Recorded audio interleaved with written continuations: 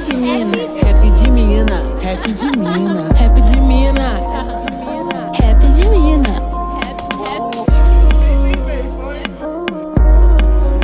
Olá, pessoal. Boa noite, boa tarde, bom dia. Não sei o horário que vocês estarão nos escutando, mas hoje nós estamos aqui no segundo episódio do podcast Rap de Mina. Eu sou Naomi Nicolau, faço parte da redação do portal Rap de Mina, sou responsável pelas edições das matérias internacionais. Estou aqui na companhia de Júlia Coelho. Olá! Então, gente, sou estudante de pedagogia, arte educadora, sou editora-chefe do portal Rap de Mina e mais algumas coisitas mais. Fala tu, Gisele. Salve, salve, galera! Eu sou Gisele Araújo, sou jornalista. No Rap de Mina atuo na parte de assessoria de imprensa, produção de pauta e no que precisarem. Hoje a gente vai falar sobre um assunto quente, que movimenta muitas e muitas opiniões na internet, pessoalmente, no rolê, em casa, enfim. Hoje a gente vai falar sobre a hipersexualização e objetificação das mulheres na cultura hip-hop. Bom, como eu disse, esse é um assunto bem quente, né? E eu acho que a gente precisa começar, quer dizer, eu me acho do direito de começar falando disso bem lá do comecinho, sobre como essa questão chegou para minha reflexão, né? Eu sou adepta da cultura hip-hop há um bom tempo, assim, posso dizer que metade da minha vida. E a primeira vez que eu comecei a refletir sobre isso foi quando eu vi o lugar demarcado que as pessoas colocaram para uma mulher negra que decidiu dar um novo rumo para sua carreira. Eu falo da Negra Lee. Bom, para quem não sabe, a Negra Lee foi participação especial do grupo RZO durante muitos anos. Ela começou lá. Hoje a gente vê a Negra Lee numa carreira solo muito bem sucedida, atriz e diversas outras funções que ela desempenha, mas ela começou lá na RZO, fazendo participação em alguns sons, refrões e etc. Certa vez eu fui baixar um CD dela, ainda naquela época, né, de você ir no site e baixar o CD lá por MP3 e demorava horas e horas, não tinha nada de streaming. E eu vi vários comentários no fórum, né? Rapaziada metendo um malho na Negra Lee, não, porque ela saiu da RZO, traidora, vendida, traiu hip hop. Na hora, aquilo foi um choque pra mim. Eu já esperava, na verdade eu já espero em alguns momentos esse tipo de recepção da galera que tá, né, ouvindo as coisas que são produzidas na cultura hip hop. Não formulei nenhuma opinião, também porque era muito novinha e tal, mas depois eu passei a refletir muito sobre isso e me veio como as pessoas demarcam lugares para as mulheres na cultura, né? A gente não pode negar que o início da carreira da Negra Lee foi um início muito especial, muito grandioso, assim. O RZO é um grupo incrível, reconheceu a Negra Lee como digna de um espaço incrível, mas a gente também não pode negar que a carreira solo dela foi um grande passo e um passo importante. E a forma como as pessoas condenam esse passo importante mostra como elas estão acostumadas a ver a mulher e a mulher negra num local, assim, de canto, né? Beleza, o seu local é segurando refrão, fazendo segunda voz, esse tipo de coisa. Não, assim, ela é uma artista incrível, que merece o espaço que conquistou, merece o espaço que correu atrás. Eu acho, assim, na verdade, de um machismo, de um atraso bem grande das pessoas de condenar ela. Inclusive, vejo até hoje comentários negativos em relação a essa mudança dela, talvez a mudança de uma estética ou a mudança de uma proposta musical. Ela saiu um pouco do rap, foi mais para essa questão do R&B, enfim. Só dizendo como essa questão chegou para mim, né? Do sexismo na cultura chegou para mim. E aí eu gostaria de passar essa bola para vocês, né? Para vocês, de repente, falar de como essa questão chegou para vocês. Eu acho muito interessante a gente pontuar que essa questão da hipersexualização da mulher, ela não é exclusiva da cultura hip hop. Ela tá presente na MPB, ela tá presente no forró, ela tá presente no sertanejo, por exemplo. E a partir daí, a gente entende que se isso faz parte da estrutura da sociedade, a cultura hip hop, ela meio que abarca essas características. E aí a gente tem esses resultados, né? De você vê mina no rolê, mas como uma acompanhante, que é uma coisa que a gente percebe muito nos clipes, por exemplo. A figura da mulher como acompanhante do MC. Quando você vê mulher na cultura hip-hop, você vê mais na questão dos bastidores. Mesmo nos bastidores, rola muito uma subjugação, nem sei se existe essa palavra, mas assim, rola muito essa questão de você subjugar o trabalho da mulher ali. E eu acho que é essa falta de normalização da mulher em todos os espaços, seja ela fazendo o que ela quiser. Eu acho que isso abre muitas portas, principalmente para a hipersexualização dela nos espaços. Isso que você tá falando é muito interessante, né? Sobre essas figuras que a indústria acaba comprando ou normalizando, né?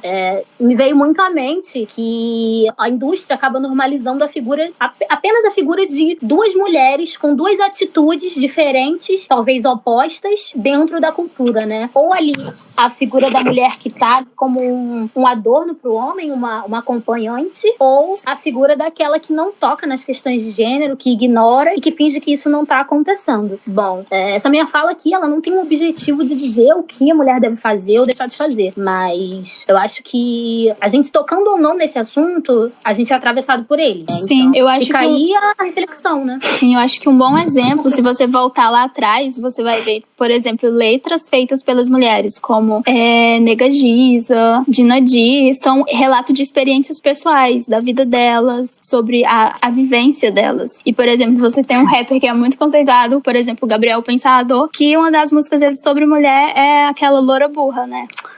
São vários os exemplos, né, de músicas bem desagradáveis, mas também são reflexo de uma época, né, Sim, de uma total. visão. A gente não pode deixar de dizer que as coisas mudaram, as coisas estão evoluindo. Alguns artistas estão se dispondo a mudar letras porque entendem que não cabe mais, não rola mais, sabe? Pouco a pouco a gente está entendendo que não é assim, não são os discursos que devem se produzir em relação a mulheres na cultura, assim. Mano Brown não canta mais mulheres vulgares, quer dizer, mulheres vulgares não, é estilo cachorro. Mulheres vulgares isso é é bem muito mais legal, muito legal da parte dele. Na verdade, eu acho assim que também é o mínimo no sentido de que é você perceber que não rola mais. Sim. Ele é um homem que ele tá vivendo 2020, ele viveu 2015, ele viveu os anos 70, ele viveu os anos 80, ele sabe que não rola mais, né? Se ele tiver o senso, né, ele tem, e ele vai ver que não rola mais. Enfim, ele não canta mais estilo cachorro, porque é uma música que eu ouvindo assim não rola mais. Hoje pra mim, 2020 não rola. Enfim, outros artistas também, Criolo, e vários outros evitam certas canções, porque assim, como eu disse, não rola mais. Fala tu na hora. Então, gente, sobre o assunto, eu comecei falando em palavras... não sei, palavras educacionais, né? Eu comecei a me alfabetizar no rap pelo rap norte-americano. Então vocês imaginem como que foi, né? Os clipes com muitas mulheres, com muitas bebidas, muita festa. E elas eram um pedaço coadjuvante mesmo. Eram figurantes na história. Então, até eu conseguir visualizar que uma mulher podia fazer rap após a minha alfabetização no rap, isso durou muito tempo. Na verdade, eu acho que eu só consegui ter uma referência de mulher no rap só com Nicki Minaj. E isso não deve ter uns 10 anos no máximo. Eita! Sim, naquela época que ela começou a se envolver com a Young Money e despontou. Ainda tinha a Missy Elliott, mas não era uma coisa tão forte quanto foi com a Nicki Minaj, porque ali entre 2004, que foi quando eu já comecei a ser uma criança com uma definição, né, sobre o consumo e etc., que eu devia ter uns 9 anos, até 2009, 2010, se você for olhar a história do rap norte-americano, você não tem nenhuma mulher que seja de ponta no mainstream. Você tem mulheres fazendo muito R&B, você tem Beyoncé, que consolidou a carreira dela nesse espaço de tempo, você tem Ciara, você tem Carrie Hilson, você tem Mary J. Blige, mas todas essas mulheres que eu citei, que eu escutei, estavam no R&B. Elas faziam participações no rap. E eu vinha descobrir isso na chegada da Nicki Minaj, porque aí eu consegui diferenciar o que era uma mulher no R&B e o que era uma mulher no rap. E mais um adendo em relação ao papel das mulheres, ou elas estão nessa questão hipersexualizada, ou elas estão numa questão também muito masculinizada. Se você não tiver nenhum desses polos, você não fará sucesso. Eu acho que é um pouco complicado. É óbvio que existiram mulheres no rap norte-americano entre esse espaço de tempo, né, que eu citei aqui, mas elas não tiveram nenhuma visibilidade e nem metade do dinheiro que os homens ganharam. Certo. Enfim, vocês têm mais alguma colocação para colocar, né, em relação a esse assunto? Não, sobre a entrada, não. Então, Não, tranquilo. E aí eu gostaria também de puxar agora para essa questão das vivências pessoais, né? Todas nós somos adeptas da cultura hip-hop, vivemos a cultura hip-hop, estamos vivas dentro dela, graças aos orixás. E é isso, eu gostaria que vocês falassem um pouco sobre como vocês vivenciaram essa questão do sexismo e da hipersexualização enquanto adeptas da cultura hip-hop, né? Eu posso dar deixa aqui, dizendo que, sei lá, acho que lá pra 2016, 17, 15, que houve esse boom da internet, das batalhas de rap no YouTube, das páginas de meme de rap. O rap mudou muito em 2016, 2015 pra cá, houve essa abertura do mercado, e aí a internet começou a falar mais sobre rap. Até então, não era todo mundo que falava sobre rap não tinha milhões de visualizações no YouTube, e aí eu pude acompanhar essa transição, assim. E eu vejo muito como os caras, eles são cruéis, machistas, extremamente misóginos com as minas, total, dando sua opinião sobre alguma parada na internet. Eles não respeitam uma mina que tenha embasamento, uma mina que tenha ouvido bom, que tenha escutado bastante coisa, que tenha muita referência, dando uma opinião, principalmente se essa opinião é contrária ao MC que ele ama, que ele idolatra, né? Então, a minha vivência com isso é sempre sobre ser uma mina que ouve rap há muito tempo, escreve sobre rap há muito tempo e sempre que vai dar opinião, tem aquele cara ali tentando te gongar, tentando, assim, te colocar pra baixo, falar que você não sabe de nada porque você é mulher, que você tá sendo guardinha, que você tá sendo chata, que você tá problematizando demais, né? Então, é sempre ali nessa tentativa de colocar a gente de canto, de diminuir o nosso intelecto em relação a algo que, pô, afinal de contas, a gente ouve isso há muito tempo e tá nisso há muito tempo, até mais do que eles, antes de virar uma moda, entre aspas. Então, gostaria de perguntar pra vocês qual a vivência pessoal de vocês nesse sentido. Cara, eu evito muito de dar minha opinião na internet, justamente por conta disso, porque sempre vou ser questionada sobre coisas muito supérfluas, assim, tipo, a minha opinião e a minha vivência, tudo que eu sei sobre, ela vai ser desacreditada pelo fato de eu ser mulher e estar ali dando minha opinião sobre. Em questão de vivências, eu cito uma muito recente que aconteceu, que foi como jornalista, né, e pertencente do quinto elemento do hip hop.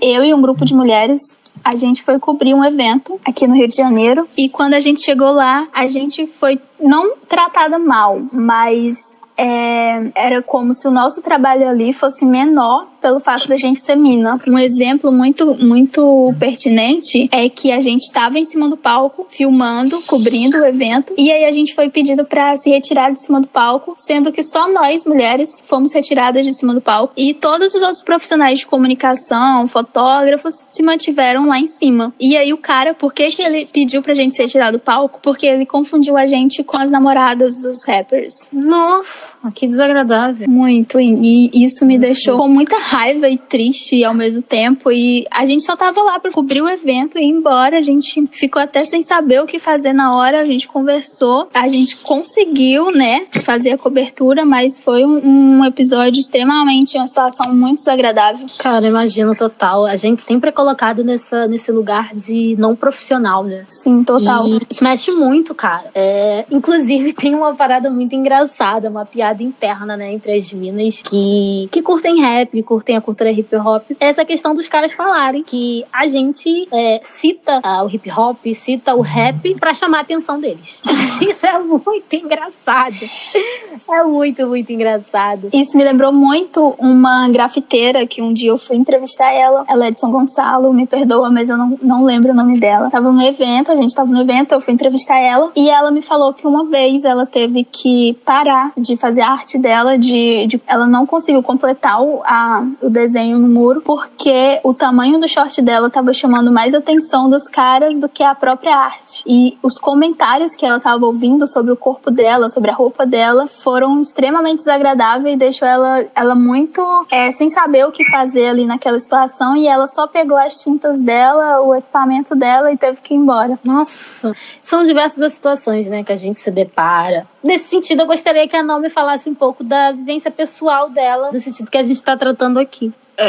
Eu não lembro assim, de uma situação escancarada que fosse específica no dia a dia. Mas, assim, geralmente, na internet, eu também evito tecer comentários, porque toda vez que a gente faz algum, surge alguém lá dos cafundós do Judas pra dizer que você está errado, que você não entende nada, que você não sei o que você não sei o que lá. Então, realmente, eu faço isso como um mecanismo de defesa, assim como você disse, para evitar o estresse. Isso sem contar, como eu gostava muito de ir para esse lance de batalha, eu via que a presença das meninas era quase nula. A primeira menina que eu vi, assim, que encarou batalha e que estourou e que as pessoas realmente aclamaram foi a Clara Lima. E eram muitas ofensas nessa época, que estava pipocando essa questão antipetismo, contra Dilma Rousseff. Eram uns ataques absurdos. Tanto que uma vez eu lembro que rolou algum papo do Marechal com a galera lá na Batalha do Conhecimento. Pra quem não conhece, a Batalha do Conhecimento era uma batalha que rolava aqui no Rio, que já tinha uma história antes de rolar nesse período entre 2014, mas entre 2014 e 2015 ela acontecia lá no MAR, que é o Museu de Arte, esqueci o que significa o R. Do Rio de Janeiro. Acho que é Museu de Arte do Rio. Da cidade. Aqui no Rio de Janeiro. E era muito hate em cima da Dilma. Era Dilma sapatão, Dilma filha da puta, fora Dilma. E isso tem um viés totalmente machista, né? Que a gente acabou passando ali. Era doloroso aos nossos ouvidos, a gente não achava legal, mas basicamente ninguém fazia nada pra impedir, porque eu era uma frequentadora assídua e aconteciam em muitas edições. Apesar da conversa ter sido feita, apesar do cara ter chegado e falado, olha, isso não é legal, os caras continuaram fazendo. Então, acho que 2 pontos que me tocam muito que aconteceram no rap que falam sobre machismo é essa questão de eu não comentar em quase nada, porque eu sei que vai vir alguém lá das profundezas do inferno falar que eu tô errada, e essa questão das batalhas em relação a Dilma. Outras coisas também em relação às batalhas. Eu comia sua mãe, eu comia sua irmã, eu comia sua tia, como se isso fosse uma ofensa. E eu ficava, ai, que cansaço, meu Deus. Como se a minha tia, se minha mãe, se minha irmã quisesse dar pra esse garoto. Mas era isso. Cara, era isso. Uma mina que na minha cabeça sempre vem quando esse assunto é falado é a Asi. Sim, ia comentar. A Asi, cara, ela é uma das minas que, assim, passou por situações bizarras em batalhas. Eu acho, assim, a figura dela até de muita inspiração, de muita coragem para as outras meninas que quiseram batalhar e entrar em batalha de sangue, porque ela ouviu coisas muito desagradáveis. Pra quem acompanhava, pra quem viu tudo que aconteceu, era, assim, bizarro. Eu me imaginava naquela situação e eu falava, como essa menina aguenta? Sério. Asi fortalece. Asi isso. Asi aquilo. Asi mina do Choice. Asi... Gente, era tão desagradável. Era tão nojento. Eu ficava, cara, como é que esses caras não sentem nojo deles mesmos falando esse tipo de coisa? É real, sabe? E o Instagram da menina pipocava daquele tipo de coisa. Tudo que ela comentava. Eu acho que até hoje as pessoas fazem esse tipo de coisa infeliz. A mina é mãe, entendeu? E nem se não fosse, assim. É uma parada que me marca muito, né? Quantos caras foram machistas e, assim, nojentos ao extremo em batalhas de sangue com mina. E o quanto isso se dá natural, né? Pô, uma pessoa chegar pra outra e falar, pô, tu é puta. Tipo, nem sei se dá pra botar isso no podcast, mas xingamento. Acho que dá. Mas assim... Eu acho que rola. fala. Você chegar pra uma pessoa e falar, você é uma vagabunda, você não presta. Tipo, mano, tu nem me conhece, meu corre. O que você tá falando? Exato, cara. Eu acho que independente de... Cara, enfim, os caras não conheciam. Assim, acho que é só achar que esse tipo de coisa que tem direito de proferir esse tipo de ofensa para as pessoas, assim. Então, eu acho que em relação a isso, alguém tem mais alguma coisa a acrescentar? Não. Então, foi um papo muito gostoso, muito produtivo. Agradeço as meninas, né, pela conversa. A gente já pode ir se encaminhando para o final, mas eu acho que o mais importante disso tudo é deixar uma palavra de incentivo, uma palavra de força para as meninas que estão ouvindo isso e uma chamada de atenção para os caras que também estão ouvindo. Antes de tudo, eu acho que a gente tem que criar culturas de independência também. A gente não pode ficar esperando os caras colocarem a gente nos espaços deles, achar que a gente é digna. Muito pelo contrário, nós somos dignas de criar os nossos próprios espaços. A gente pode criar nossos próprios espaços, nossas próprias mídias, nossas próprias produtoras. Enfim, eu acho que a minha chamada hoje para as meninas é façam suas próprias coisas. Nós somos capazes de fazer os nossos próprios meios, os nossos próprios espaços. E é com vocês, meninas. Então, galera, eu acho que é isso. Eu acho que a partir do momento em que a gente debate, onde a gente tem esse tipo de espaços, né, onde a gente vai construir narrativas e debater sobre, é onde vai haver a normalização da figura da mulher no hip hop e também em toda a sociedade brasileira. E é isso. E eu dou exemplos de espaços onde a representatividade, a diversidade e a inclusão, elas são palavras carro-chefes, que é o caso do que acontece no Rap de Mina, né? Que é uma mídia feita por mulheres, para mulheres e também para a comunidade LGBTQI. E é isso. É debater para normalizar.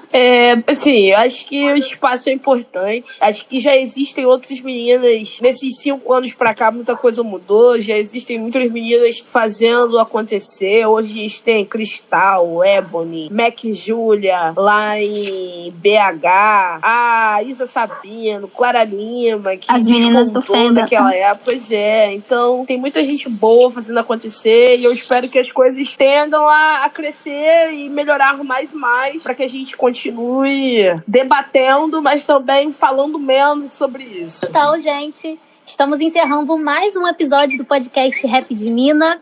Eu vou deixar esse espaço para as minas se despedirem, falarem algo mais. E é isso. Muito obrigada a todos que escutaram até aqui. Muito obrigada, Itaú Cultural, pelo incentivo. Muito importante vocês estarem dando suporte a mídias independentes e de mulheres que fazem acontecer na cena, né, do rap. E é isso. Continuem acompanhando a gente nas redes sociais. Me sigam lá, Campbell da Baixada com K. Campbell com K da BXD. Então é isso, galera. Muito obrigada por ouvir a gente. E é isso. Ouçam mulheres, chamem mulheres para trabalhar com vocês e vamos que vamos. Então, galera, eu agradeço muitíssimo quem ficou ouvindo até aqui. As meninas pelo papo maravilhoso. E como a Naomi falou também, agradecer o Itaú Cultural pelo incentivo. É muito importante essa iniciativa de apoiar mídias independentes. Me sigam no Twitter, @Princesa da Oeste, no Instagram, @Juscoelho. E é isso, gente. Beijinhos. Apoiem mulheres que fazem acontecer na cena do hip hop. Tchau, tchau. Júlia. Beijos. Me siga nas redes sociais, no Twitter, @Gijox, GISJOX, Instagram, GIJOXX. É isto. É nóis. Rap de Mina. Rap de Mina. Rap de Mina. Rap de Mina. Rap de Mina.